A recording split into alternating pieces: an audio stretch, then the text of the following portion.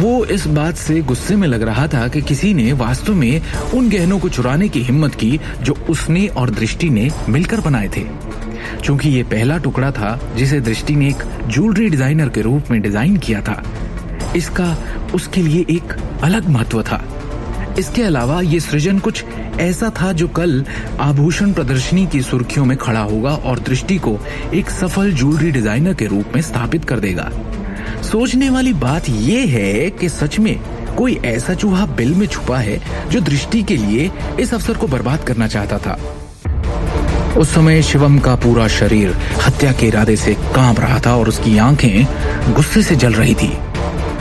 10 minute बाद taxi अंत में कीमती नारंग एम्पायर के टावर पर पहुंची और शिवम सीधा 26वीं मंजिल पर चला गया। कार्यालय भवन में कंपनी के 20 से अधिक वरिष्ठ अधिकारी जमकर बहस कर रहे थे। उनके चेहरे गुस्से से तमतमा रहे थे। दृष्टि नारंग, इस बारे में आपको क्या कहना है? आप इस परियोजना की प्रभारी हैं। कल रात आने के तुरंत बाद उत्पाद कैसे गायब हो गया? कल आभूषण प्रदर्शनी का दिन है। कंपनी ने किंग ऑफ द वर्ल्ड को प्रचारित करने के लिए पहले ही बड़ी मात्रा में संसाधन खर्च किए हैं। अब जब तैयार उत्पाद चोरी हो गया है तो आप स्थिति से कैसे निपटेंगे? क्या आप यही चाहती हैं कि ऐसी हरकत से आप हमारी कंपनी को हंसी के पात्र में बदल दें?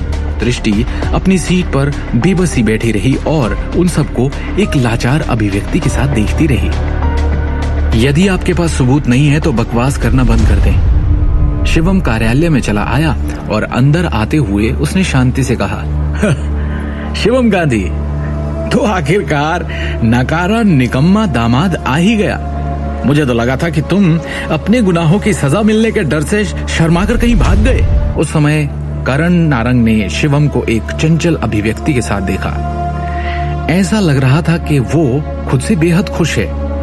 तुम कहना क्या चाहते हो? शिवम ने करण से धीरे से पूछा। करण ने चालाकी से कहा, तुम सहायक निदेशक हो, वो व्यक्ति जो हर दिन किंग ऑफ द वर्ल्ड के संपर्क में आता है, और फिर जब वही गहना गायब होता है तो तुम कंपनी में मौजूद नहीं थे। अब या तो ये महज इत्तेफाक है या फिर हम सभी का मानना है कि इस चोरी में तुम्हारा हाथ है। वास्तव में मुझे पहले से ही संदेह था कि पिछली बार कुछ गलत था। हालांकि दृष्टि नारंग केवल एक दिन के लिए कार्यालय में थी। उसने पहले ही एक कार खरीद ली थी जिसकी कीमत 90 लाख के करीब थी। करण ने स्थिति का विश्लेषण करते हुए एक गंभीर अभिव्यक्ति के साथ कहा, इससे अकेले हम ये मान सकते हैं कि कार उन चीजों में से एक थी जिसे उसने लाखों के गहने बेचकर खरीदा था। ये देखते हुए कि वो अपने पैसे को लापरवाही से कैसे खर्च करती है, क्या आप में से कोई वास्तव में उसे यहाँ खड़े होने के लिए फिट देखता है? इतनी महत्वपूर्ण परियोजना के प्रभारी होने की बात तो जाने ही दो। क्या वो गुप्त रूप से जमाखोरी नहीं हो रही है और अपने लिए पैसों का उपयोग नहीं कर रही है? पिछली बार दृष्टि नारंग विपणन विभाग की एक छोटी सी कर्मचारी थी जो अचानक निदेशक के पद पर जा पहुंची। उसने अपने लालच के आगे घुटने टेक दिए होंगे और अपने लिए गहने चुरा लिए होंगे। ये निश्चित रूप से अपेक्षित है। आखिर जो लोग गरीबी में वापस गोता लगाने से डरते हैं वो इतनी महत्वपूर्ण स्थिति के लिए कैसे उपयुक्त हो सकते हैं? उसने अपनी संपत्ति बनाए रखने के लिए निश्चित रूप से गहने चुराए होंगे। हे भगवान, इस तरह से घृणित कार्य! दृष्टि ने निश्चित रूप से इस बार विश्व के राजा की डकैती में एक महत्वपूर्ण भूमिका निभाई होगी। करण के करीबी दोस्तों और वरिष्ठ अधिकारियों में से हर एक ने दृष्टि का उपहास करना शुरू कर दिया और आग में ईंधन डालना शुरू कर दिया।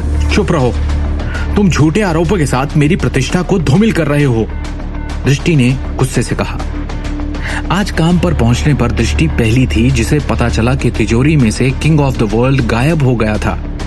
अपने सदमे के क्षण के बावजूद उसने तुरंत सारे सीसीटीवी कैमरों को देखने का तर्कसंगत निर्णय लिया। हालांकि उसने पाया कि कंपनी के सभी सीसीटीवी कैमरास पिछली रात को जानबूझकर बंद कर दिए गए थे। इसके अलावा बिजली के कमरे में से बिजली के तार भी कुछ समय के लिए काट दिए गए थे। ऐसा लग रहा था जैसे किसी ने इस डकैती की योजना पहले से ही बना ली हो। लेकिन किसने? आखिर किसने पहले से ही योजना बनाकर किंग ऑफ द वर्ल्ड को गायब किया होगा? क्या इस चोरी के कारण अब दृष्टि का नाम मिट्टी में मिल जाएगा या शिवम उसके नाम पर उछला कीचड़ साफ कर देगा? क्या शिवम पता लगा पाएगा कि ये चोरी किसने की?